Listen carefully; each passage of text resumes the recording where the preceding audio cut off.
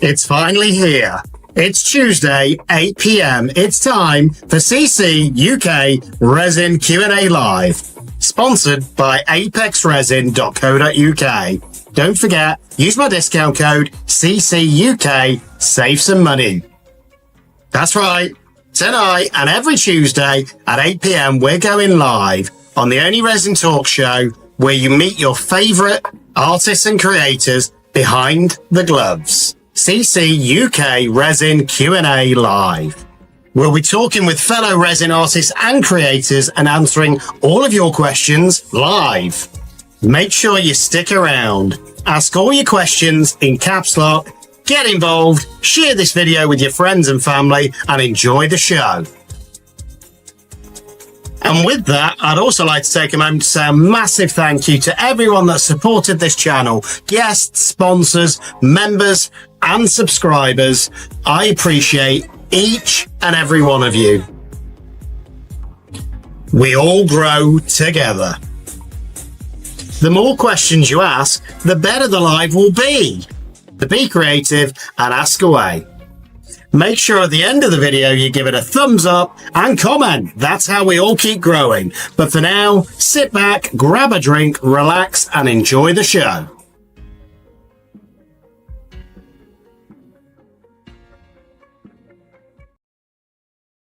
Hello, hello. It's Tuesday night. It's 8 o'clock.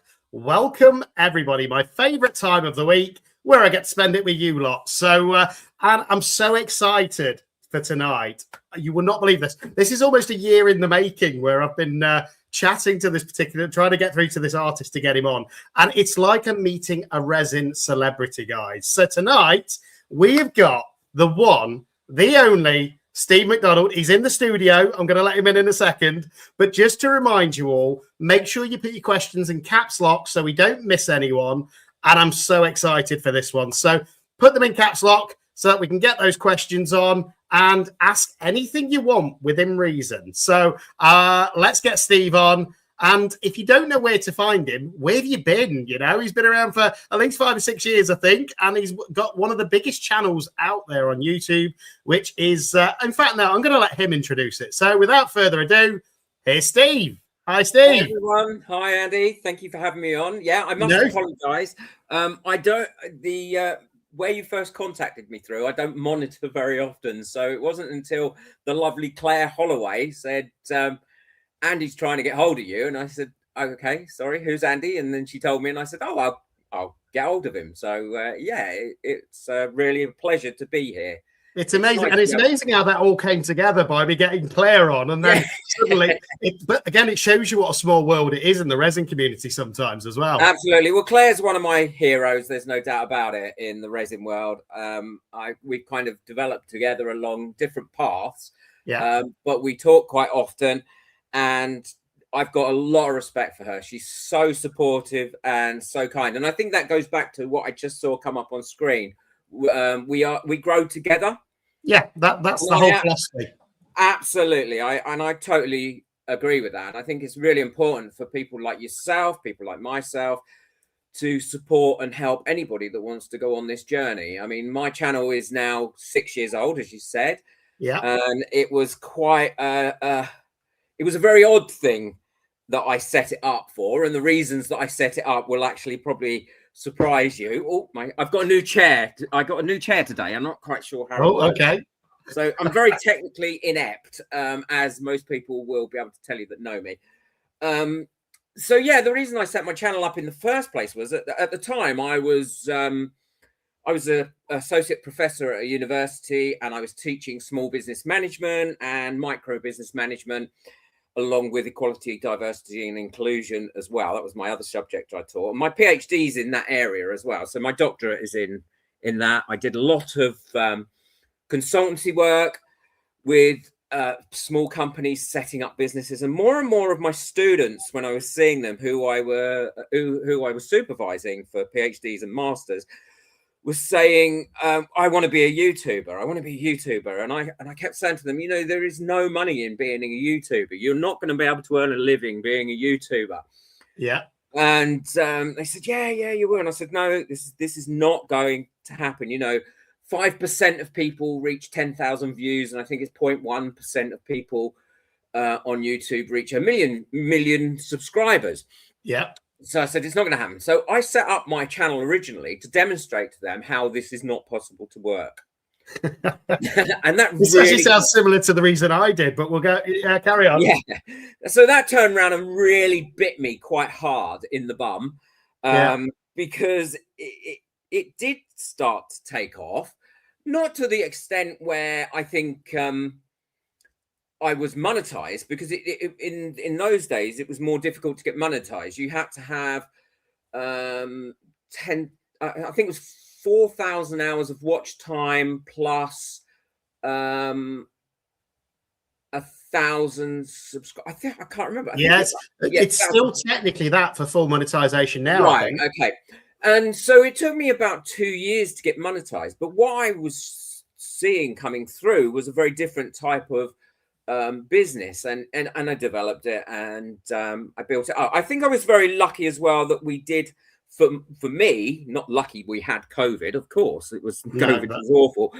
But when I set up my channel shortly afterwards, people were mostly at home, and YouTube at the time were pushing YouTube channels that were craft based. And I think that really helped boost my channel and get my channel going. But also there's a lot of hard work that goes in as well, as you know, and anyone knows that is trying to set up a YouTube channel. Yeah, and I think interestingly, do you know how you said that that's how you started, sort of to prove that you couldn't do it? I did exactly the same. One of my little girls, she doesn't want to now, but she wanted to do YouTube, and she's like, I'm going to be a YouTube creator when I leave school. And I was like, you'll never be able to do that. And I've stopped saying that now. Don't get me wrong. I've said, you follow your heart, you do whatever you want. So I started this channel 6 years ago, actually, but I started with things like wood carving because I was really interested in that. But I treated it as a hobby. So once every 2 or 3 months, I'd put a video on. It might get 100 views, and that's it. And actually, about 18 months ago, I first experimented with resin, with wood, and I fell in love with resin. And ever since then, I fell in love with this community. And I said, you know what? I want to keep doing this week in, week out, and see where I can go. And since I've been consistent and done sort of 3 videos a week or 2 videos a week and a live, that's where the growth's come from. But I think it's that consistency that starts the growth, and it can be really disheartening at the start. And that's another reason why I wanted to do this, to get more eyes on those smaller channels. Yeah, and I think it's getting, I think we were saying prior to going live, I think it's important. You were saying how nice it is to have a larger channel on, but actually I think it is important, and it probably more important to have the smaller channels on. Yeah. Even if you have them alongside someone that's bigger, you know, so there was maybe 3 of us or something doing a channel review or discussing with somebody particular about growing their channel. I think looking after the smaller channels is really important, because we need to have a community that is cared for, and we need to have that not only is cared for, but is acknowledged as being part of a genuine community. Yeah. That helps everybody. That doesn't just help the smaller channels, but that helps the larger channels as well. It helps all channels, because the more YouTube sees resin as being popular and lots of videos coming out, the more they'll recommend everybody. Yeah. So, sorry, go on.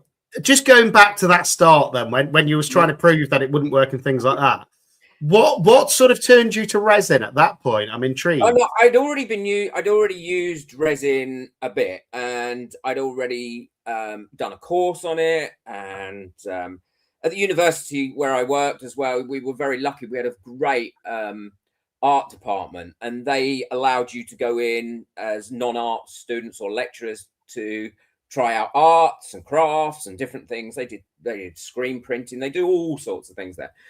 So I kind of got into it there, and then I was doing it a little bit at home, and I had my own. I've always been a crafter. Ever since I can remember, even before I can remember, I've always been a crafter. But I used to do. I had a whole studio set up in my garden at my other house for glass work. I used to do a lot of torch work, so making my own beads and small little sculptures out of glass. and that was becoming more and more expensive. And I developed a tremor that I've had it all. I've had it a long time, but it become to the point where when I was making beads, I couldn't hold the bits properly, and so I thought I need to make a change. So I changed that into a resin studio, and then I changed it from there into a recording resin studio. And then I realized I missed doing my other crafting as well. Because I love all sorts of crafts. So that's why I then set up a second studio for arts and crafts and brought on the second channel. Wow. And I suppose going back then, what was your biggest fear about starting YouTube? Because we've all got it. We've all got nerves. We've all got think, oh, what's going to happen? I didn't have a fear when I first started. Those fears developed as I got bigger, as the channel got bigger. I think when I first started, I love learning. So it was a really great learning experience for me. I used to do all my own editing. I used to do everything, every single thing that I used to do. And I really loved doing it all. Once my channel started to take off and I got bigger, then I started to develop the fears. Am I upsetting people? Am I giving people the right advice? Are people liking what I'm doing? And, all these kind of doubts started to come in. And I think the more we spent in lockdown as well, the more anxiety driven everybody became. And I started to develop a real anxiety about it. I still do, whenever I release a video, and I'm like you, consistency is key. So if you're thinking of doing a YouTube video, I have released a video at 8:30 UK time or on a Sunday and a Thursday ever since I've been going. And then on Friday, I release a video on my other channel. Yeah, I've always done that. And I like to be consistent. I think that's the ADHD as well. If I've got that pattern and that consistency, then I know where I am, and I'm I think if you get into a habit as well, it becomes easier. And I have to be meticulously organized with whatever I do. So I didn't have any fears to start with because I didn't have any expectations. I just wanted to do it. I just wanted to have the fun. I wanted to have a reason to craft. And I wanted to share my knowledge and experience with as many people as I could. Yeah. At that time. It wasn't until I got bigger that I started to really, and now it's a nightmare. I mean, Claire Holloway will tell you that I have anxiety about the channel a lot. And she listens to it a lot. I think everyone's the same though. Sometimes it's like, I think, actually, is this video good enough for me to put out, or things like that? And it might be something that I'm doing slightly different, or something that I'm doing that's slightly crazy. And don't get me wrong, in those videos, I always try and say, don't try this at home. This is just the experimental side of me wanting to push it to its limits. And that's what I love about some of your videos as well. I know you sometimes experiment a little with resin and push the boundaries. It's all about experimenting for me, to be honest. Everything I do, I think, is an experiment. As I'll give you a tip, I'll give you a preview of what I've been experimenting with. Oh, okay. In the last couple of days, and that is white wine vinegar in resin. I've done vinegar. I did vinegar. I did some coasters with vinegar. Yeah.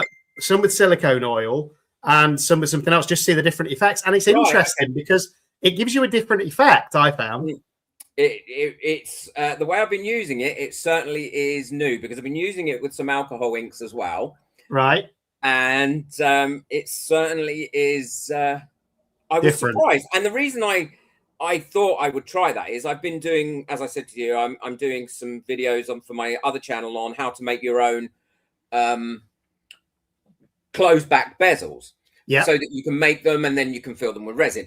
And I use a white vinegar and salt solution as a pickle to clean up the metal after I've been soldering.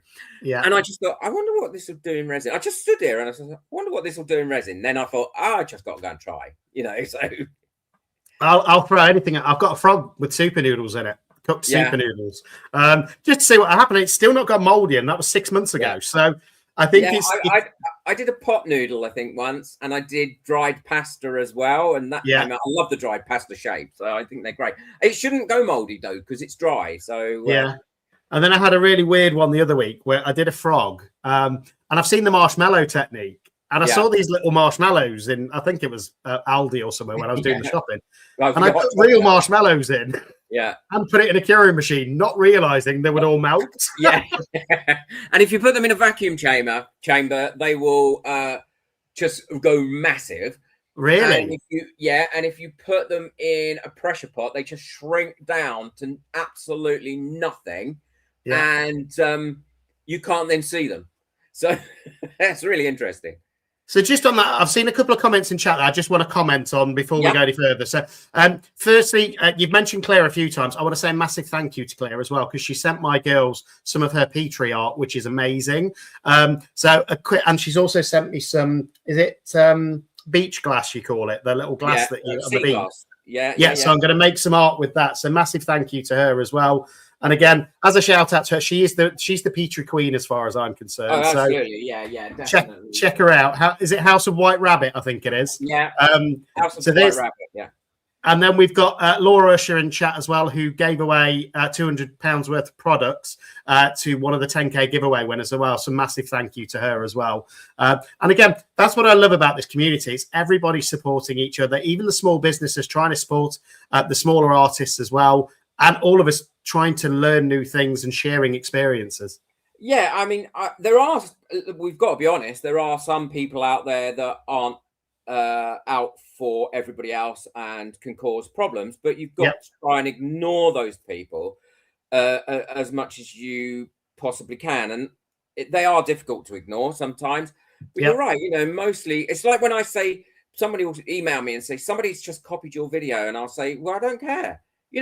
What do you want? I really don't mind. If somebody wants to copy my video and make another video on it, firstly, it's not going to be the same unless they've took it as a script. Yeah. They've probably put a new spin on it. But, and the other thing is, I can't put stuff on a public forum like YouTube and not expect other people to be inspired or like it and want to make their own. I take it as a compliment. Do you know, somebody sees one of my videos and then does their own version of it? I'm like, well, thank you, because it clearly inspired. And that's what this is all about. And the other thing is, I don't know if they've copied me or if they've come up with it on their own. Do you know what I mean? No.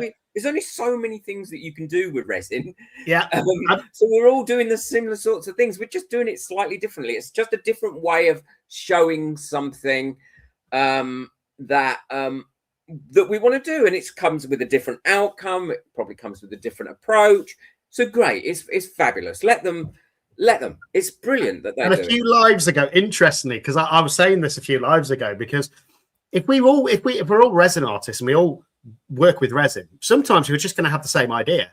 It's just going to naturally pop into our head. And there was a Froggy Friday one week. I don't know if you've seen that collaboration on Fridays, where 6 people decided to put wings on frogs. And nobody had talked to each other, but they'd just all come up with it on that particular week.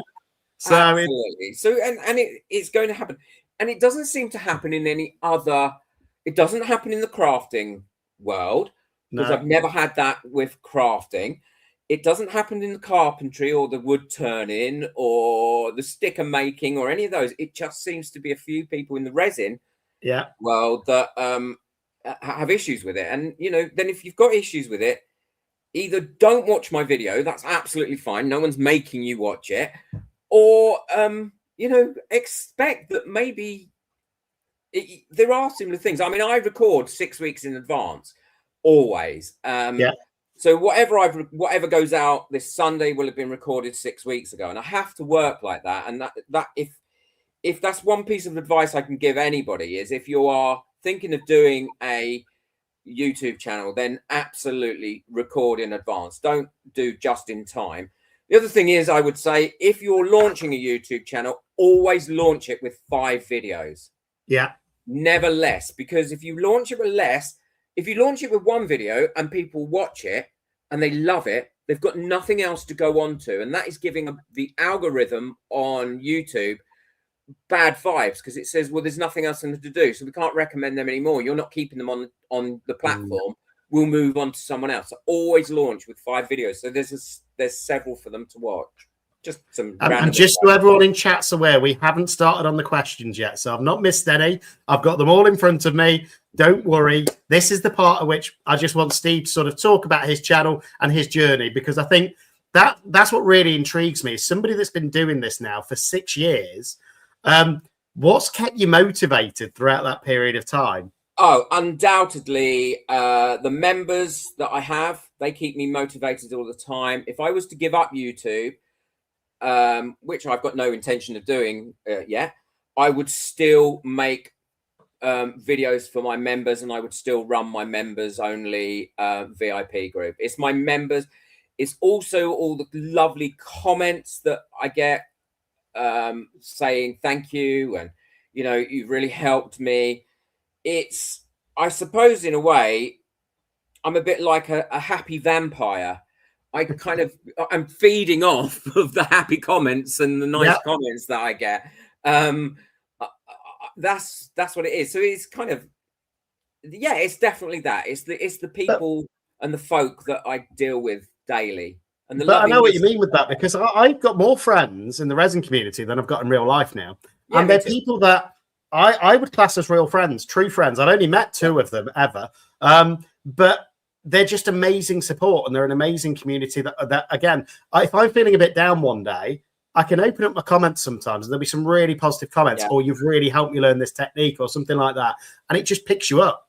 Yeah, absolutely does. And, it could be a technique that several people on other videos have shown, but it might just be the way that you, Andy, have shown it that has really resonated with somebody, and that has helped them understand it and be able to apply that method. And that is what's really important. That's why I have no problem with people saying, oh, I saw Steve, I saw someone doing this with their resin, and well, great, that's fabulous. They'll be teaching it in a completely different way, or showing it in a completely different way. And if that's helping people in the community to actually waste less resin, sell more stuff, wonderful. That, how much more could anyone want? And I've said that a lot as well, where it's exciting for me the way resin is getting more popular. I think there's more channels than there's ever been before on YouTube, which is showing me that it's getting more popular. But also it's because not everybody will like my style of videos. Not everybody will like your style of videos. Nope. But there's probably now somebody out there for everyone. And find somebody that you enjoy watching and keep watching them is what I'd say. I think where some people try and support and go wrong, though, I found is if they, for example, they'll click into a video to give it the view and then don't watch it all the way through, and they don't realize that could actually damage your channel. Absolutely, that really does damage your channel. If they click on it and then click off it within the first 30 seconds, then it doesn't even count as a view. No. If they click on it and only watch it a little bit of it and then skip forward a load of it and then only watch a little bit and then skip forward of it, that destroys that video. Which is quite common, that people skip to the end of a resin video to see the result. Yeah, absolutely. I mean, that is why I don't tend to bring out long videos. I heavily edit my videos, firstly because I make a lot of bloopers, and believe me, I make an awful lot of bloopers. I never ever swear on camera, but believe me, my language is terrible. Cut it out. Yeah, because I'm so messy and I'm so clumsy, and I'm always knocking things over. I'm always dropping stuff or something like that. So that messes up that whole take. Well, I get comments on how messy I am sometimes, but you know what? I'm a messy artist. I'll clean up, try and clean it down afterwards. Now that's my New Year's resolution. But by the next pour, it's back to the way it was. Yeah, I am so messy. One of my friends who's in America, Jay, he has OCD and he can't stand mess. And he comes out, he watches all my videos. He's a lovely, lovely guy. But he breaks out in a cold sweat when he's watching them because of how messy I am. Yeah. So, but yeah, like you, I've made some really great friends. I've seen Lauren in the comments. She's turned into a wonderful friend, really supportive. Claire has. I've got Dolly. I could just name them all. There's so many of them, and now we've been chatting a bit and showing each other different. And again, we're in the UK as well, so hopefully we can do an IRL meetup at one point. We'll do a live collaboration. Yeah, that'd be nice. That'd be fun. But no, and interesting. Even though there's so many UK artists now as well, most of my views still come from the States. So I've got sort of a 50-50 split on my audience. Yeah, mine is more, I think 75% of my views now come from America. Yeah. And I think that boils down a little bit to the fact that in America you can get hold of stuff so much easier to do the stuff. You know, I order an awful lot from America. Most of my stuff comes from America, but actually now they're making it exporting and importing far more difficult. Yeah. So it's more difficult now to get hold of the things that you want to get. But yeah, and also, Andy, it's a massive country, isn't it? There's so many people there. So yeah, I think there's a bigger population to watch, yeah, isn't there? Yeah, and I think the crafting is a really big thing out there. Yeah. So, I mean, just in case anybody doesn't know as well, I just want to go through this because this is one of the stats that I did some research on lunch because, and I can't believe you've got nearly 24 million views on your channel. I mean, wow. And that's only in, what, 6 years you've said? Yeah. I mean, that's very good. But then when you look at some of the other channels out there, people like Jazza, people like Nick Zimati, people, you know, those sorts of crafting channels, the Nerd Forge, all that, they get that per video. Yeah. It's I think, is it Jedrick 24 as well? Jedrick 24. Millions on it. But it's interesting because I don't think you can ever figure out the algorithm. And that's what I'd say to people that are new is I think they're different types of videos, and I'm not appealing to that market, and I'm not trying to appeal to that market. I mean, they're very comical. You've got the guy in America. I can't think what his name is. Amazing crafter, amazing drawer, amazing sculptor. Releases a video now every 6 or 7 weeks. Probably gets 25 million views on a video. I think one of his videos got 198 million views. Wow. You know, but his is all about entertainment. His is all about comedy. Mine isn't about that. I'm not targeting those people. I'm trying to target people that genuinely want to watch my videos, not for the entertainment value, but for the value of learning and honesty that I try and give. You know, I show things in my videos all the time that don't go well, or that don't work out, or that have gone wrong. I show when I make a mistake because I think those things are important. It's so important to give people realistic expectations and not think I've watched a video. Why is this not working for me? You know, nothing is always perfect. My fingerprint is in everything. I mean, my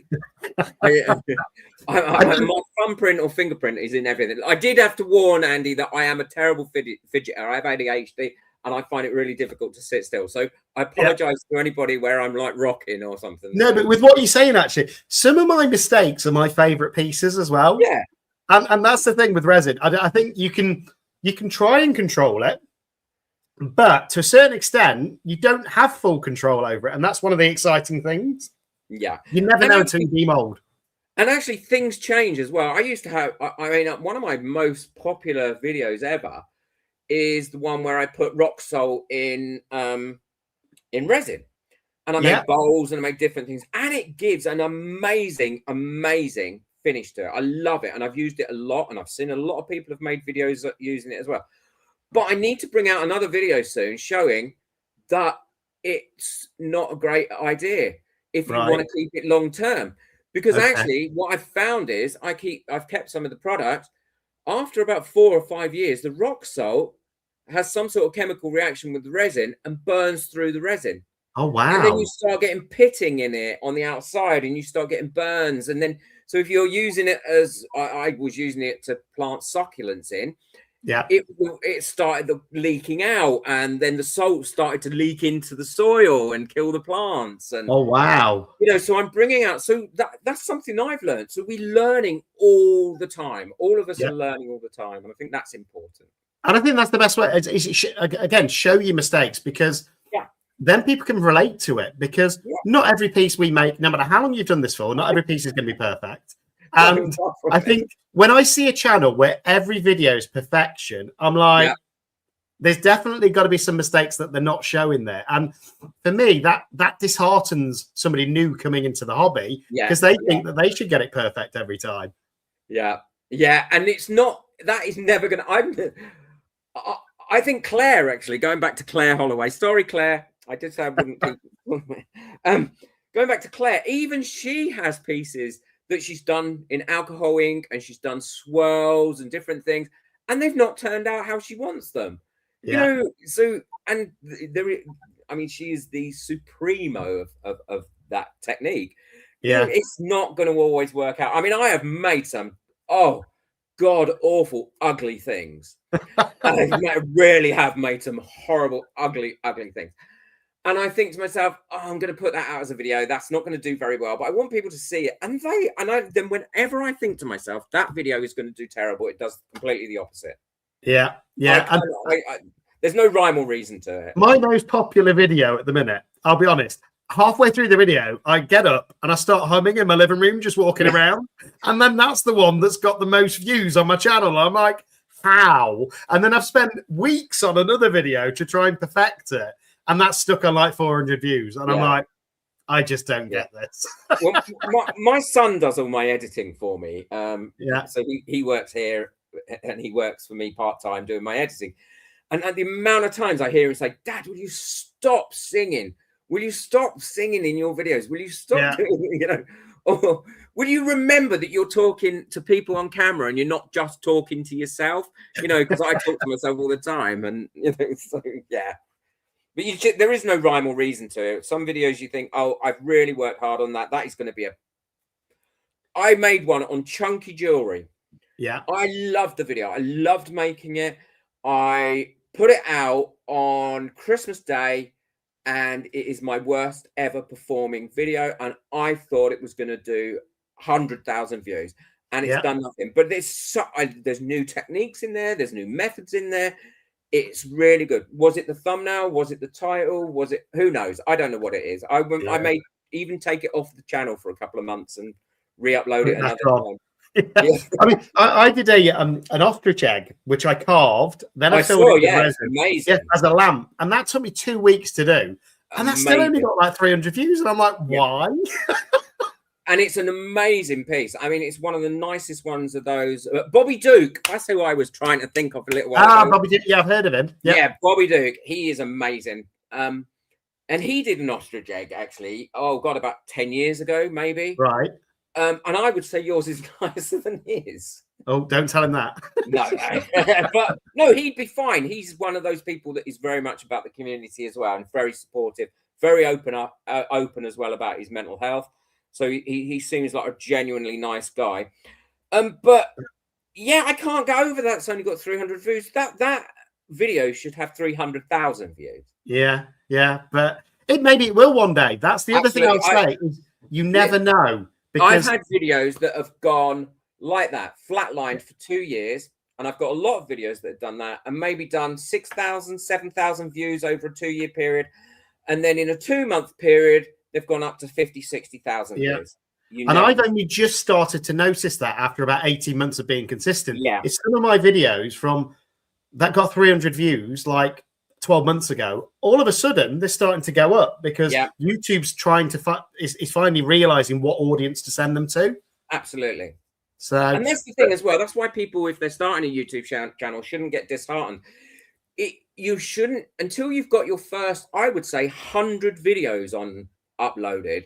Yeah. The algorithm isn't going to know where to pitch you and who to pitch you at and how often to recommend your videos. Well, I watched one of these YouTube gurus the other night, actually. And actually, the way that he phrased it made a lot of sense to me. Is your first year or so, it's like you're looking after a tree and you're tending to the roots of a tree. You might not see any success for about a year, but then because you've tended to it so well, all of a sudden you'll start to see that growth. And it's like even some of my older videos now, which I don't think was that good in the editing at the start. Let's be honest. It was horrific. My first one, I looked 12. I didn't have a beard or anything like that. But even those videos now are starting to pick up on views. So don't give up on it. Just keep going. Never give up on it. It's not a sprint. It's a marathon. Yeah, it takes time, and if you dedicate to it and you're consistent, you're going to be fine. It'll grow. Yeah. But I'm conscious we're half an hour in, so I want to get some of these questions because I think we've already got about 20, 30 questions come through. So just so we're not going to miss them out, if that's okay with you, and then we can go back to the chat once we've got through them. So Diane Christmas has asked if you've ever combined resin and spirograph. Yes, I have actually. It was before I started my channel, and I tried it with epoxy resin to start with in tiny little bottles. It was before I knew really how resin worked properly. And I had it in like a pin bottle, and I was trying to do the spirograph and get the pattern going. And what happened straight away is the wheel just smudged up all the pattern and just made it go everywhere. And then I took it all off, cleaned it all up, and then it just went into a big blob. That just didn't work. But what I have done with it since, and I haven't done it in a video yet because it was something I was testing. I've done the same thing, but using gilding glue in a bottle. And I've made the pattern in gilding glue, allowed that to dry, sprinkled ultra fine glitter on it so it picked up the pattern, and then I coated it in resin. I thought, oh my goodness me, you have made this amazing glittery pattern. This is a technique no one's ever seen before. And then I realized, actually, I've got some glitter pens. Why did I go to all that trouble making this so complicated? You know, to do it like this. So messy and so complicated and so convoluted. So then I did it with the glitter pens and then covered it in resin, and it worked out beautiful. But yeah, I love spirograph. It was I've still got my original spirograph set from when I was about 9 years old. Wow. You see, I still remember it from when I was a kid and drawing up all those designs. But I don't think can you still buy them? Yeah, I would imagine. Yeah. Because again, I do love the geometric designs that it creates. And then I remember we used to do it in the cardboard, and then one of the little pins would fall out, and your pattern would go everywhere. And so there we go. Ellie Mama Bear is saying that she's new to posting YouTube videos. What's your biggest piece of advice for a newbie? My biggest piece of advice is to start with, don't worry. And my second biggest piece of advice is edit out all the ums and ahs. You never hear an and an ah in my videos ever because they're distracting. Yeah. And that's my second biggest piece of advice. And my third piece of advice is, this might be controversial, is never put music over the background of when you're talking. Okay. That is so irritating. You know, we have a very high population of neurodivergent people, and that could be anything from ADHD to autism, to any of those sorts of things. And having music in the background when you are talking is really distracting to those sorts of people. So you're already cutting out quite a significant size of your audience, because a lot of people who are neurodivergent are also very craft related. Oh, right. Okay. They're the biggest pieces of advice I would give. You see, I've started putting music back in, so that's interesting. If I start watching a video and they've got music playing in the background while they're talking, I have to turn it off. Oh, wow. Okay. Whoever they are, I have to turn it off, because I cannot concentrate. I cannot enjoy the video. Yeah. That, like I said, it's controversial. So other people might say, no, that's rubbish, but. Yeah, I think it depends on, again, it comes down to individual taste with that as well, doesn't it? As well, but I understand with what you're saying as well. Yeah, I tried it when I first started uploading videos. I had music in the background of some very low, and I never had one positive comment about it. Every comment about the music was negative. Really? Okay. Yeah. Interesting. Lauren as well, I think she's one of your super fans, is saying, how do you manage so many different crafts? Do you keep a tight schedule? Yes, very tight. Like I said, ADHD. So everything I do is planned 6 weeks in advance. I have boxes. So I have boxes for each project, and everything I need for that project is then put into that box ready. Ready for recording. I know what I'm going to do. I have a rough plan of what I want to cover in the video, and that's it. I never script, because I just talk as if I'm talking to friends or members of my family when I'm recording. I never do a script. So yeah, I plan meticulously. I know exactly when everything's going out, what it's going to cover. I never know what the outcome's going to be. That's the fun, though. Yeah, that's the bit that you live on like tender hooks for. But yeah, plan very meticulously. Okay. Right. So Tim, Base Resonator, is saying, with you being colorblind, yeah, do you have other people that help you choose the colors to make that pair up well together? Yeah, I do try to, but to be honest, they're always really busy when I want to do something, and I don't want to wait. And also, I stopped. I love drawing, and I love coloring, and I love creating, and I stopped. I got really frustrated with firstly having a tremor, and secondly being colorblind. And I stopped crafting for about 5 or 6 years because of it. And I always still remember my teachers at primary school saying to my mum, "You need to go and get your boy checked. There's something wrong with him. He's drawing the trees brown, or the leaves brown, or something like that, or the grass brown. And that there's something wrong with him stuck in my head for a long, long time. And it became a big issue for me. So I stopped crafting. Now I just think, I don't care. If these colors go together, they go together. I mean, on my recent video where I made this on my other channel, you won't believe how many horrible comments there are on it about the color choice. Even though I said, I'm sorry, I'm colorblind. Now, they may be looking at it on their screen with completely inappropriate color set up anyway. Yeah. They could be colorblind themselves and not know. So I just do it now. I just mix whatever I think is going to work. And, you know, I do stick to red, golds and blacks a lot. I can't see the difference between blues, purples. They all look the same to me. Greens, browns, they look the same to me. Reds and greens and browns, they look the same to me. Golds, yellows, they always look the same to me. So every one of my colored pencils, every one of my paints, every one of my glitters, mica powders are all labeled. Right. Yeah, they've been labeled by my partner, and so that I know exactly what they are. But it doesn't mean I know that they go together or I can see the difference. No.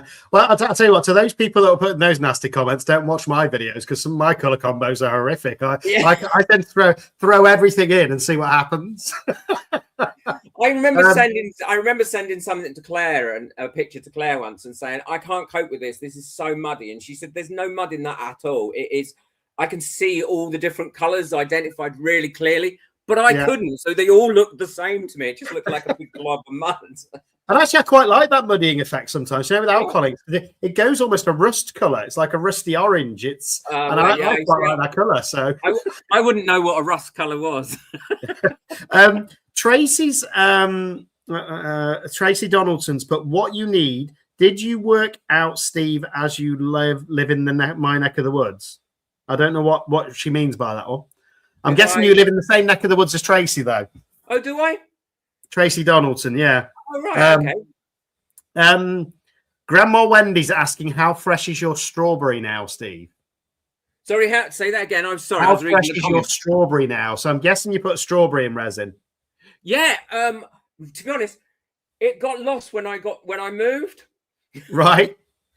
So when I moved here, because we moved to this house so that we could build and have my mum come and live with us, because she needed a little bit more care than she had been getting. So it got lost along with I was also doing some coasters on yellowing, and I wanted to do those each year, and they got they were all in a box together and they got lost. Now, I'm not saying I might not find them again one day. Yeah. But it will be interesting. But yeah, unfortunately, it got lost. And actually, I remember watching that video, and that was before I actually started my channel. The one on the yellowings of resins and how they yellow over time. And there was some quite surprising results in that for me. That some of the more expensive ones. The art resin one yellowed the quickest, and it's I personally, art resin, don't like your resins at all. I don't really like their business practices either, but I don't like their resins at all. They're yellow, they're very expensive, they're too thick, they're full of bubbles, and they never cure hard. Yeah. And, you know, you need those things. But that's what I'd always say. If you're struggling at the start, try a different resin, because sometimes Might be the wrong resin. It's the same with me. I hated UV resin when I very first started doing resin and videos. I used to say, I'm not making UV resin stuff. I can't ever get it to cure. I can't ever get to do. And then J Diction sent me. They said, we've seen your video. Try ours. I thought, oh. I said, well, I'm not putting it on video. I will try them. And it transformed me. I love UV resin now. I've been using this other UV resin that just wasn't fit for purpose. And I made the mistake of buying one from Temu UV resin when I first started, and I was like you, it never cured. It was always had a sticky film on it. Yeah. And then as soon as I've changed to a more popular brand, it works fine. So absolutely. Apparently the questions are piling up, so that's good. Sorry, keep over. Listen, if we have to go on, if you've got to go, you maybe have to go. But if we have to go on another 10 minutes, it's absolutely fine with me. Brilliant. No, I appreciate that as well, because I know you're really busy. So, Nikki or Stormy and Dark is, in fact, Nikki from Kernix Creations. I've got two Nikkis in chat. So, Nikki from Kernix Creations is saying, where do you get your inspiration from? Okay. I keep a notepad. Well, I used to keep a notepad. I don't anymore. I keep an iPad next to my bed.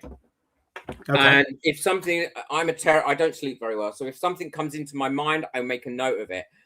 I will be looking around my studio and I'm constantly thinking about things that I want to try and I want to make. And I make a note of them all the time, because if not, I wouldn't remember them. And I've probably got 40 or 50 pages of stuff. And like I said earlier, I was making the closed back bezels. I saw the vinegar and the salt solution, and then all of a sudden it was, how would that fit into resin? What's going to happen there? Or when I made my little Harry Potter chest out of a Amazon box, I wanted somewhere to keep my colored pens.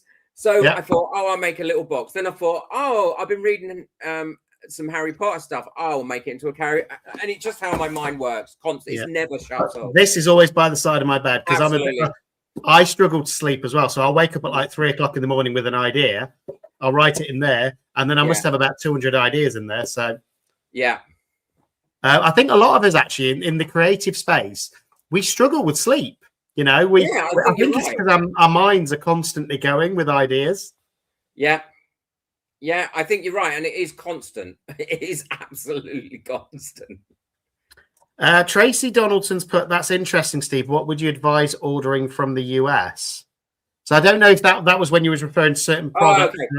I mean, to be honest, there isn't anything I'd advise ordering from the US unless you specifically want it, because it will get to the UK or your home country in the end.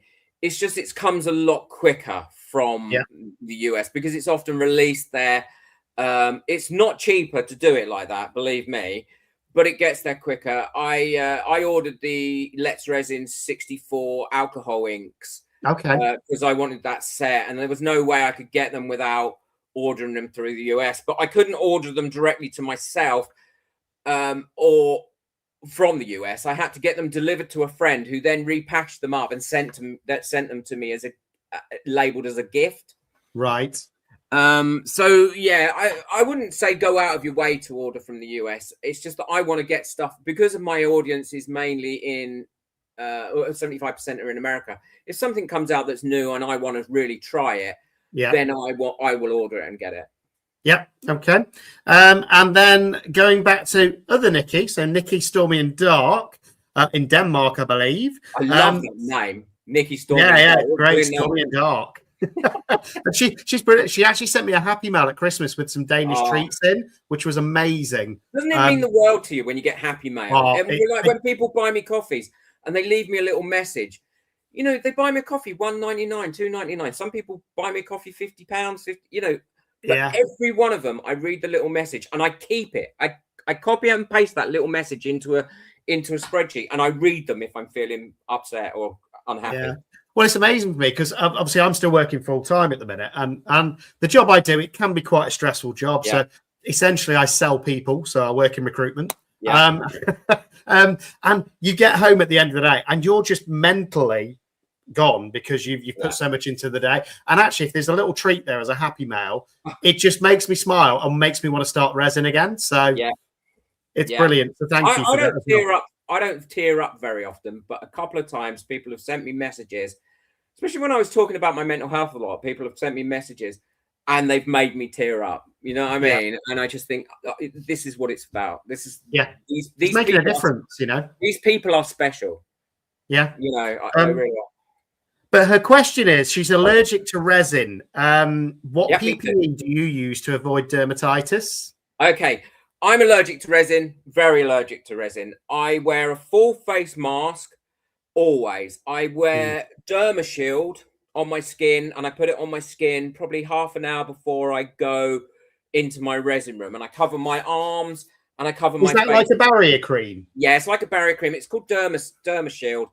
In my video, on every video I release, in my description there is a PPE video at the bottom of the description that you can link on, and everything's shown in there. I always wear long sleeves, although I do have a habit of keep rolling them up. Always wear gloves. And as soon as I leave my resin room, I change my clothes after I've showered. And if I do get any resin on my skin, I get it off as quickly as possible, and I have a steroid cream that I have to use on it. Okay. I mean, is that something, just out of curiosity, actually, whilst we're on that topic, is that something you had from the start? No. Or is that something that built up over time? I was 3 years. When I first started doing resin, no one really talked about PPE, and none of the videos on YouTube were showing any PPE. So I didn't realize you needed it. I was about 3 years, and all of a sudden I started to develop contact dermatitis. Then I started to have really bad headaches and chest pains, and it developed after about 3 years, and now I'm really intolerant to it. Yeah. So be careful. I haven't had any problems for a long time. So again, for people coming in that are new, and again, everybody, it's up to you what you do with you. You've got your own risk tolerances. You can decide for yourself, but bear in mind that it might be affecting you in ways that you won't know for a couple of years. So just bear that in mind when it comes to your PPE and making a decision as to what you want to risk or don't want to risk. And there's no such thing at the moment, although I do know that there is a company working on this. There is no such thing at the moment as a VOC-free resin. When they put no VOCs on a bottle, it's a legal requirement in a lot of countries that when it's cured, it has no VOCs. And that's what that means. So when you've mixed part A and part B together and it's fully cured and it doesn't release any VOCs from there, that's why they have to put it on the bottles for some countries. Which I didn't know until you told me this the other day, and I was quite surprised at that. Yeah. It's not that the companies are wanting to try and con you, although some, believe me, are, the less reputable ones. It's because it's actually a legal requirement in some countries. Yeah. Where did we get to? So Nikki's asking, when you plan, which I think you've already gone through, but when you plan, do you tend to do digital or paper? Both, oddly enough. So I do it all digitally. I have a program that my son set up for me where we know exactly what video is going out when, what it's covered, whether it has a sponsor or not, and what I'm going to be using. That's how he likes to work. So he knows exactly where he is with the editing. Then he prints that off for me. Yeah. And I have it as a paper form. And then I keep it in the box where I put everything together. And then when that project's finished, that then comes out of there into a file. So I know when I made that video, a quick glance and like that. So I actually use both. Yeah, that makes sense. Nikki, Stormy and Dark again. How much time do you use on marketing versus creating? Now, very little time. Okay. I would say probably not even 10% of my week is done on marketing anymore. When I first started, I would say it was 50%. So getting out there, getting in groups, getting in Facebook groups. But I don't like Facebook groups very much because I find there's always those people in there that don't want to help other people and have nasty comments to make. And I don't want drama. I don't live with drama. I spend a lot of time with my members only group because I love them and we talk and they DM me or they'll comment or I'll comment or we'll give feedback and tips of the weeks. And, we've got my course coming up now that's for members only on how to set up your business. So we'll be talking about that and that. So I spend a lot of time in that. I wouldn't call that marketing. other than that, no, nothing. Less than 10%, I would say now. And just out of curiosity, because people want to know, what do you think when in the earlier days when you were marketing, I suppose, yourself out there? What do you think was the biggest success you had with that? Posting my links on other Facebook groups, without a shadow of a doubt. And they used to a lot of them kick you out for that, don't they? Now? Oh yeah, they did. They used to kick me out a lot. And then I just surreptitiously put it into a comment on someone else's, and they perhaps wouldn't see it for a few weeks. Yeah. So yeah, I was terrible. I thought, oh, what's the worst they're going to do to me? I'm not doing nothing nasty. I'm only posting a video on how to help someone. Yeah. If someone brought up a conversation about something, I'd say, oh, I've got a video on this, and I'd link it in. That was definitely the most the best means for me to get more subscribers and views. But don't forget, subscribers don't mean anything. Once you've got past that initial point of monetization, so subscribers are vanity. It's views that are sanity. Subscribers numbers don't mean anything. That subscriber numbers is just a vanity project. It's great to have, get that plaque and all that sort of thing. It's views that matter, so that you know you're out there. Yeah, and I think don't get me wrong. I think subscribers. The only thing that I think it will count for is when your channel gets to the point of sponsors, things like that. Yeah, sometimes absolutely. They have bandings based on subscribers. Yeah, absolutely. Okay, so where do we get to? So Sandy's asking if you use a color wheel or a chart to help you with color combinations with your color blindness. Because I can't see any of the colors on the color chart or on the wheel, so I can't actually recognize those colors to be able to know what colors they are that go opposite each other. So no, I don't. No. Okay, Laura Usher, I think this is from Laura's Art Corner, is saying that she hopes you remember her from Fluid Art with Susanna Dance. She's been watching you for years. Yes, I do. Yeah, so there we go, Laura. He does remember. Yeah. Oh, yeah, bless. No, she's great. I mean, she sent me some of her products as well to test, and they're amazing. She's got one called Candy Apple Blossom Red, and I've not found a red like it. It's stunning. Right. So there we go. Oh, lovely. Well, if you want to send me a Candy Apple Red, I would be very happy to put it in a video as well. There you go, Laura. There's a bit of a plug for you. Tracy's asking, what university did you work at? I worked at a university in Cambridge, and I was there for 25 years. Wow. So quite a long time for a member of academic staff. Yeah. And the odd thing is, I trained for 10 years to become a member of academic staff. I held some quite nice positions. I was director of international partnerships for the last 5 years. I was also director of learning and teaching for the previous 5 years before that.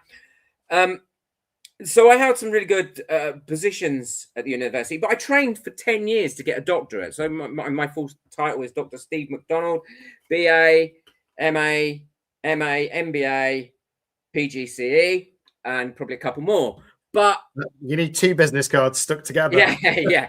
And it meant a lot in that world. It means nothing now. Do you know what I mean? Yeah. And now I love what I do. I work full-time as a crafter, and I don't need any qualifications, just maybe a little bit of common sense sometimes. And I think that shows as well. I mean, that's what I love. I mean, I'll be honest, I don't get time to watch many videos, but sometimes when I watch your videos, I can genuinely see that you're enjoying what you're doing. And that's my biggest advice to anybody who wants to get into crafting or anything. If you want to get into YouTube, you've got to enjoy it because it's a long journey. And if you're not having fun when you're doing it, you're not going to make it because you will burn yourself out and you'll get bored of it. So you've got to enjoy it.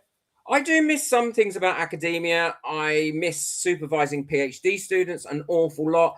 I miss the publishing as well. I wrote a few books on small business management that got published and articles and things like that. But other than that, crafting is the way to go. It's so much. It's my happy place. It's great for your mental health as well. As I say, I mean, we've talked about it on a few different lives, and I think it's a way of taking yourself away from everything else and just focusing on what you're doing, even if it's for half an hour a day.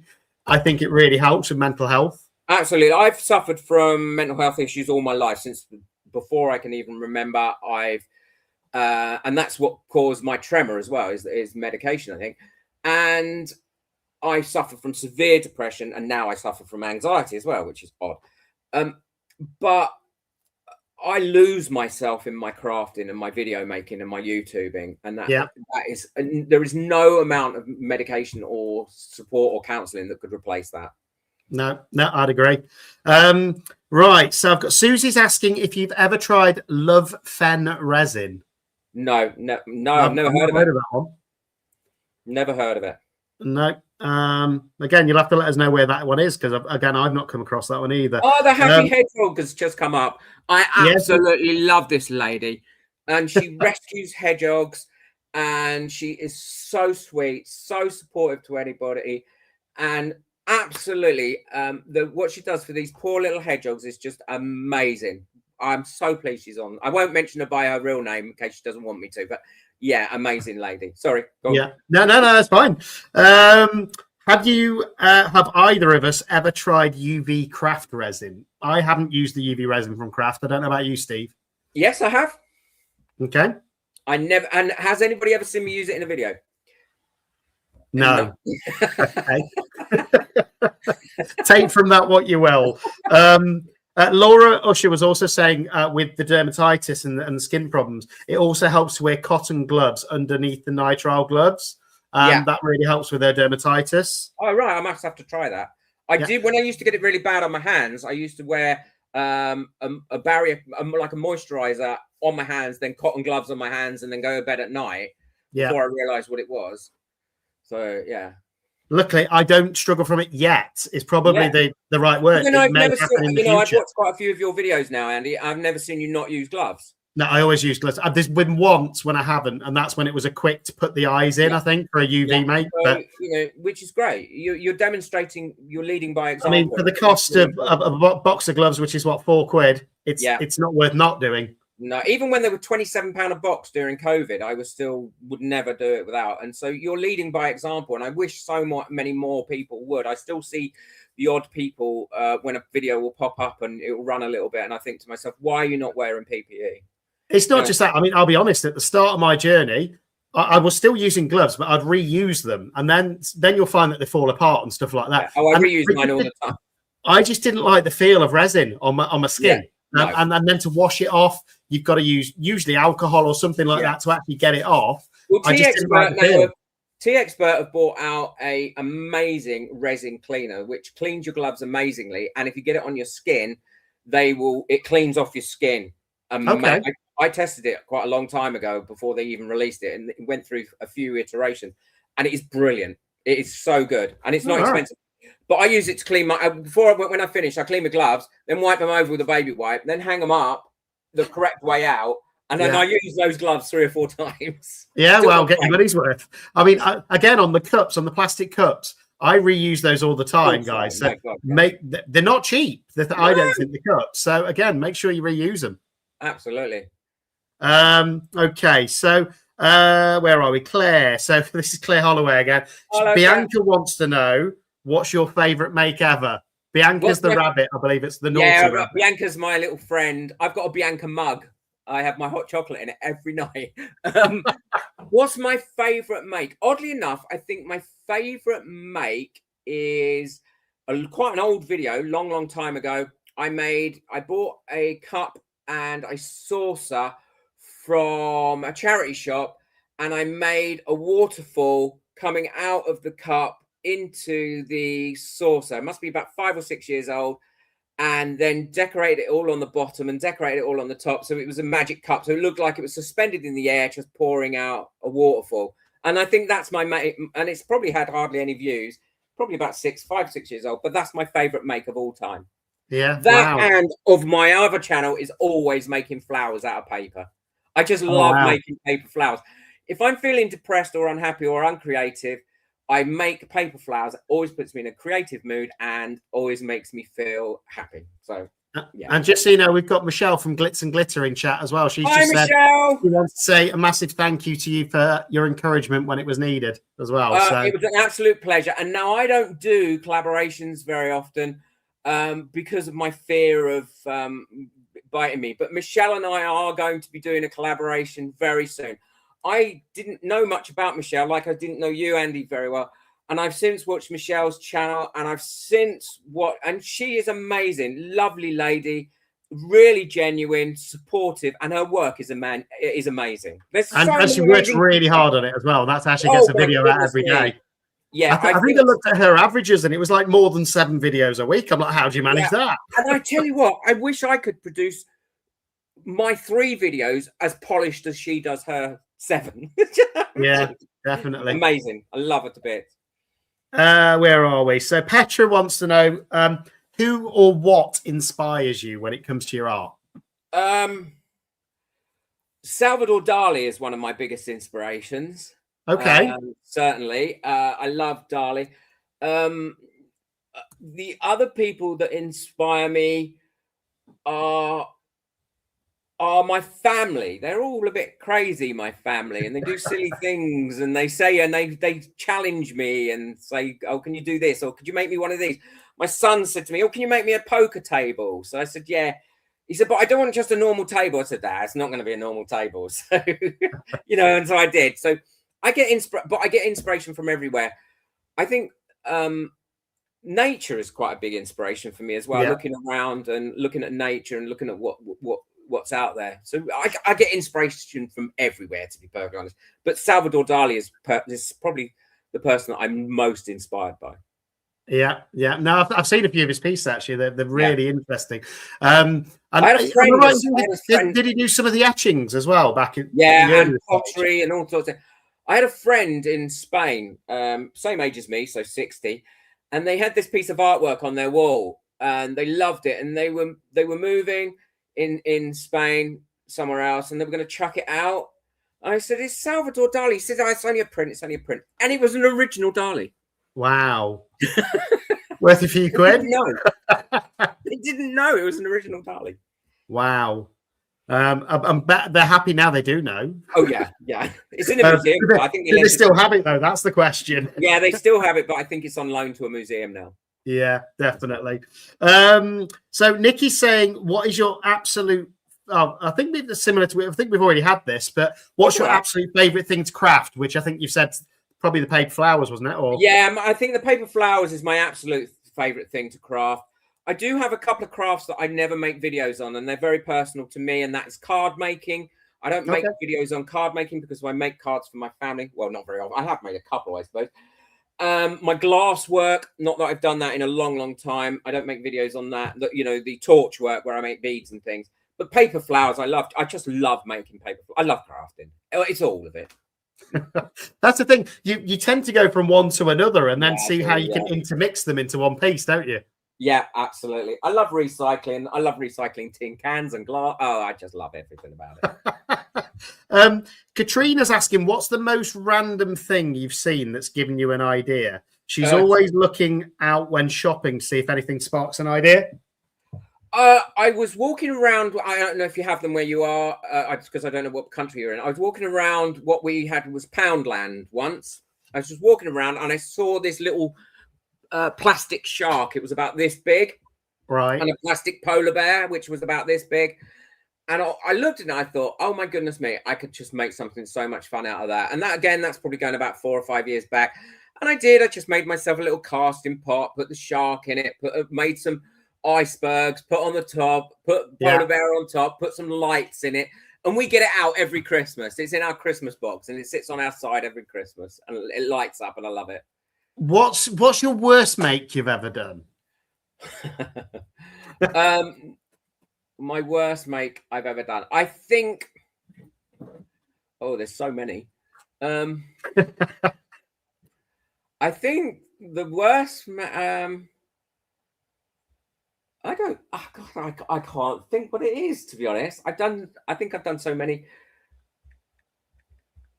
I'll have to come back to that one. And I'll think about it. Well, my worst make is actually, I'm actually quite fond of him now, which is this guy called Meth Bear.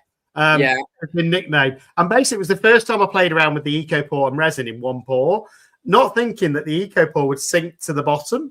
Right. And but I actually quite like him. I keep him as a reminder. I really like that. You see, to me, I would say that's got slight inspirations of Dali and that, the way that things have moved and done.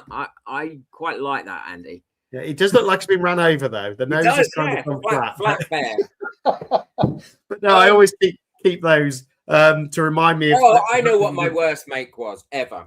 Before I realised that if you put fresh flowers in a resin, they will rot over time and go brown.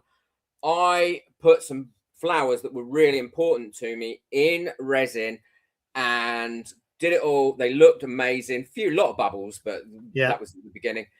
And within about 6 months, they had gone awful, like brown and all crinkled up and awful. And that's probably the worst project I've ever made. Right. Okay. Again, some of my first flower ones were the same, where actually it's just such a different technique to get right. Get your temperatures right so that it doesn't heat up too quick and actually burn the flowers and things like that. But you don't think about it, do you? I use artificial flowers 99% of the time now, and I think they give just as good a realistic view now, because some of the artificial flowers that are out there are amazing. So right, last few questions because we've gone well over the hour, but thank you for this as well. I don't mind. So Jessica's asking, what's the one thing you can't craft without? One thing I can't craft without is a crafting cutting mat. Okay. I love a cutting mat. Even under my where I work with my resin, I've got my craft cutting mat. Then I've got 2 silicone mats, and then my final mat over the top. And in my craft room, it's definitely a cutting mat, because if I didn't have that, everything, all my surfaces in my house, everywhere would be cut up. Okay. Jules is asking, she's just about to start drying her own flowers. Have you got any tips? Yeah, definitely go for silica sand, as fine as you possibly can, not the silica large balls, because they leave indentations on your flowers. And don't over dry them, even though I'm terrible for doing that. So don't leave them in the silicon sand for months and months and months, but make sure that the stems or the bit that joins on the flower is fully dry, because that can contain moisture as well. And make sure that they're embedded. There's no air pockets when you're drying your flowers. Okay, good tips, actually. And that's just I'm so glad somebody's brought that up. I've got some flowers that have been drying for 3 weeks, so I need to take those out after this. Yeah, take them out, give them a little brush off. They should be okay. They're the roses, so there's a lot of moisture in them. Yeah, if you get roses, I was just going to say, if you're drying roses and you're using silica sand and you take it out and there's a lot of the silica sand attached to it, that's because it's not dry properly. Do not go with a handheld hoover and try and vacuum off that silicon sand. Okay, ask me how I know, because all you're left with is the stem and no petals. The petals have gone in. Yeah, I can. No, all I do is when I take it out the sand is I'll just gently hold it in the hand and tap it like that. So it's. But no, I've been experimenting with drying my own flowers, because again, I can be walking around a supermarket and I'll see a bouquet of flowers like £4 or £5, and there's like 30 flowers in there, and I think, do you know what? They would make some amazing skulls or something like that, and they're so fun to do your own. I use my microwave press for pressing flowers. That's the quickest. All right. And they work really, really well. I can't remember who I got mine from. I bought it such a long time ago, but that does really well. But that does, obviously that's only for pressed flowers. Yeah. But again, I've done the same as you, where I use the really fine silica sand. Yeah. And it isn't cheap, but you can recharge it in the oven once you've used it so many times. So it actually can last forever. I've had my box of silica sand probably 8 years. Yeah. And it's I haven't used it probably for about 7 or 8 months. And I bet if I go in there, there's some dried flowers in there that I forgot about. Yeah. I'll tell you what, that'll be an interesting experiment. Leave them in for a year and see what they come out like. But no, do you know what? It's been amazing having you on, and we've gone over the hour. I think for me, the best thing to is if you can give your channel a shout out so people know where to find you if they don't already. That's what it's all about. And any last sort of tips you would give to anyone that wants to start a channel, wants to get into resin? I think that'd be really useful for people to hear. Yeah. Okay. If you want to start a channel, my tip to you is don't overthink it, because if you overthink it, you're never going to start. Get your first 5 videos made. Doesn't matter how good they are. Do them as good as you can do them, because your learning process will happen all the time. I'm still learning something all the time about making YouTube videos. Get your first 5 uploaded up, and then be consistent after that. And remember, this is not a sprint. It is a marathon. It's going to take a long time. Great analogy that Andy's already given about the tree and the roots. Don't let it consume you, because it can. Yeah. And still enjoy what you're doing. So that's my biggest resin tip is, don't always expect your resin to do what it wants to do straight out of the bottle if it's not at room temperature or at the correct temperature. Using cold resin or resin that is too hot will have adverse effects on it. So yeah, definitely. They're my 2. And if you live in the UK and it's a bit chilly like it is now, just put it in put one of either your A or your B into a bit of a water bath, I find, and then it helps it. I keep my resin before I'm going to use my resins. I know what resins I'm going to be using for the week ahead or the 2 weeks ahead. I have a lined box that is lined. It's used for transporting tropical fish. And it's polystyrene all the way around, and I put my resins in there, and I keep them in there with the lid on, and that keeps them from getting cold if it's cold. You're making me envious now, because I used to have 4 marine fish tanks in my old house, and I love marine fish and the different corals. I used to propagate them and things like that. But since I've started renting this one, I just don't have room. I've still got all my stuff in the garage from when I had marine tanks, and now I look at it and I think, actually, this is so antiquated now. All the new filtration systems and that have come out, but I just don't have time to look after them, and they need a lot of work. Yeah, so people don't realise the amount of water changes and everything you need to do to keep the water. And how expensive it is if you get something wrong with one of the fish as well. Well, yeah, or if one of the fish suddenly passes away, then that's like 150 quid to replace, and you're like, what? But no, again, that was an interesting hobby. But no, any last words from you for everyone? Yeah, enjoy what you do, I think, and I'm going to go back to that short phrase that Andy had at the beginning of this before we even went live, is that we are a community and we can achieve a lot of things. If there is something that you want to say to someone that isn't pleasant, don't say it. Yeah. And if somebody says something to you that isn't pleasant, don't listen to it. Yeah. Block it out. And 98% of this community, I would say, is supportive and amazing. There's the 2% that spoil it, unfortunately, but just try and block them out. It's not worth stressing yourself over. And just remember, they might not be trying to be nasty. They might be having a really bad time in their own lives. We don't know what's going on in their own lives. And it might be the only way that they feel that in their own life they've got a little bit of control. Yeah. We don't know that. So, yeah, thank you for coming on. Massive, and I want to really keep in touch, because I want us to do a collab. I think it'll be fun and exciting. We will. And I'm really looking forward to doing the thing with Glitz and Clear as well. I think that's going to be amazing. And I need to open myself up and be a bit more vulnerable with people like this more as well. How's this live been for you, honestly? Because I know you don't do many. Has it been okay?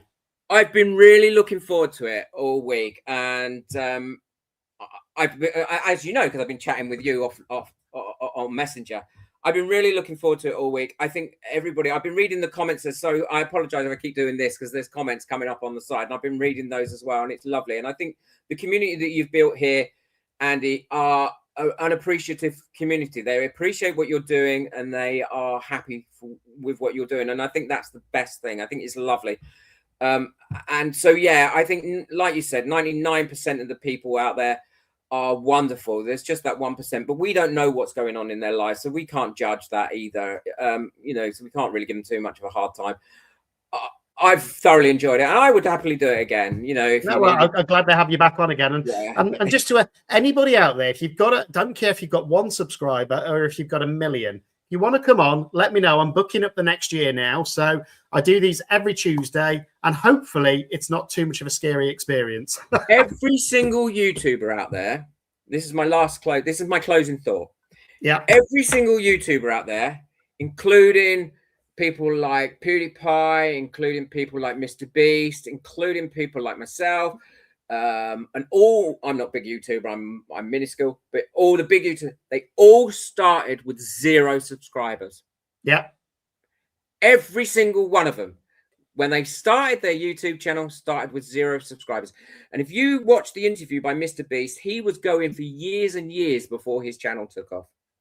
And he completely pivoted as well, didn't he? I think, because he started off with like gaming and streaming gaming, didn't he? Yeah. So, you know, if it's, who's to say it's not going to happen for you? Who's to say it's not going to make you a very happy, very, very contented person? And again, do you know what? It's that community is everything. And I know we've said it a few times, but for me as well, I'm not a spring chicken anymore, shall we say? I'm 21 for the 22nd time now. Yeah, I wish I was as young as you. Again, it's quite a lonely world if you're not lucky enough to be in a relationship that you've been in forever and things like that out there with technology the way it is. And it's great to have the support of people behind you that you can just talk to, and you can bounce ideas off. You can have a common interest, which is what this is all about for me. It's not just about the art that we make, and that's a great byproduct, but it's more about supporting each other, helping each other, and being a community, you know? Yeah, it's all about community. And I think every person needs a community behind them. Whether you're a crafter, whatever you're doing, I think everyone. Susie's saying you need to come on again. You've been so inspiring. I'm more than happy. I mean, you get fed up with me because I can talk. I could talk for the Olympics. But yeah, I'm more than happy to come on again, Andy. You know, that'd be great. It'd be great to maybe arrange a collab at some point. And anybody that wants to get involved, get involved. You know, it'd be fun. Yeah, and maybe, you know, if you want to do something on your channel where you do something and you pick someone to bring on, and 3 of us could do something, and more than happy to do people come on and ask. Well, questions. Interestingly, what I'm going to be doing over the next 12 months as well is getting people on that were on a year ago and seeing where their journey's gone in that year. And I think that's going to be really exciting, because I remember some of the channels that came on, they were on like less than 100 subscribers, and now they're in like the 2,000 or 3,000s or things like that. And it's to show that journey and that they've grown by staying consistent week in, week out, and to see their growth as well. So it gives people a bit of a realistic idea as well. And absolutely. And I think once you get over the 1,000 subscribers, in fact, you can do it with less. I am working with a friend at the moment who hasn't even launched their YouTube channel, and we've already got her some sponsors. Wow. I think you can get, and sponsors are so important, because believe me, you're not going to be rich off AdSense. You're not going to be rich off sponsors, but you know, it all helps. All the different streams of income coming in and allow you to keep going. Yeah. You know, I'd be happy to talk to anybody about how to get themselves sponsors and things like that. So no, massive help. And again, once again, thank you for coming on. Thanks to everybody in chat as well. It's been amazing to see all of the comments. You guys are what make this channel what it is, and you guys are what make this community what it is. So thank you to everyone there.